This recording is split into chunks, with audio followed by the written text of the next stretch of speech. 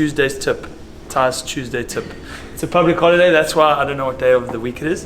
We're going to be doing some handstand push-ups with the big buffle today. We're going to talk about a few things. Handstand push-ups is one of those that you do need a bit of strength beforehand. So we always like to encourage guys to get those pike handstand push-ups first. Buffy, can you show us one or two of those quickly, just to chat about the pike handstand? So we try to get it nice and high with the hips. It's a pretty common progression with CrossFit, making sure we shift the weight forward first and then bend the elbows, touch to the floor, up and then through. Really trying to get that full range of motion with the shoulders. Once you've mastered those, we don't ever master things, but once you've got a good grasp of the movement, we head over to the wall and we do a couple of progressions, but we're not going to talk about those today in terms of the kip.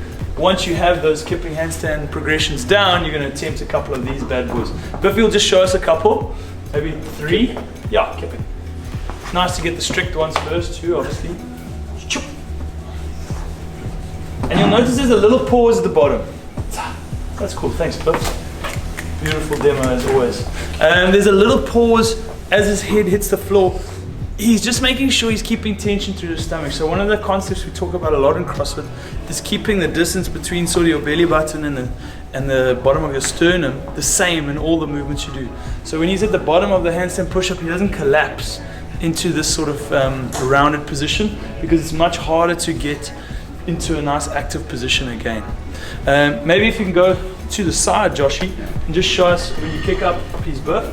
The other thing that we like to talk about is the timing aspect. So he goes up, boom, boom. As he goes down, then the butt goes to the wall, and then he goes up.